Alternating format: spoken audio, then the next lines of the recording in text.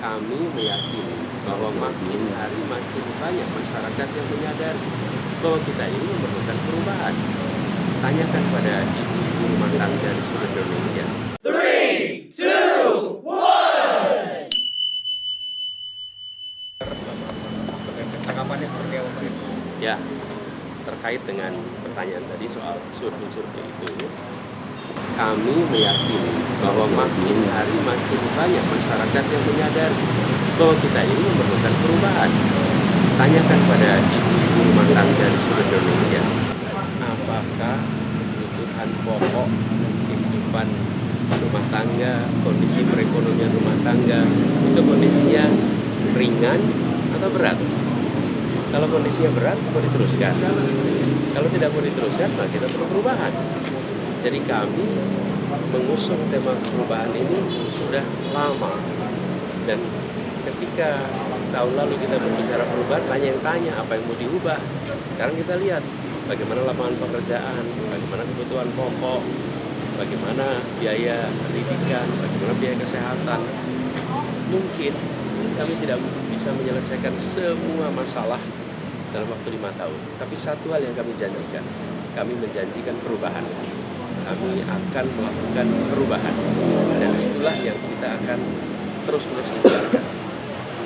Mas Anies kan di acara Makan Najwa, Gus Imin sempat bilang setiap malam sebelum tidur selalu kepikiran kok hasil surveinya rendah sementara acaranya ramai. Nah itu Mas Anies juga galau juga nggak sih Mas terkait hal itu, terkait hasil survei yang selama ini? Saya kan dari dulu selalu bilang, bagi saya yang penting sensus tanggal 14 Februari.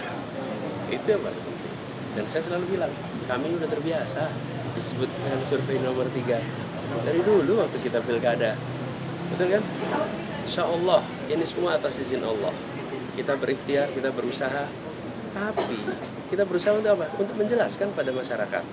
Apakah kondisi sekarang mau diteruskan atau kondisi sekarang mau perubahan? Kalau mau perubahan, ini yang kami tawarkan perubahan. Jadi menurut saya hari-hari ini makin banyak masyarakat yang menyadari memang kita perlu perubahan. Gitu ya, cukup. Atas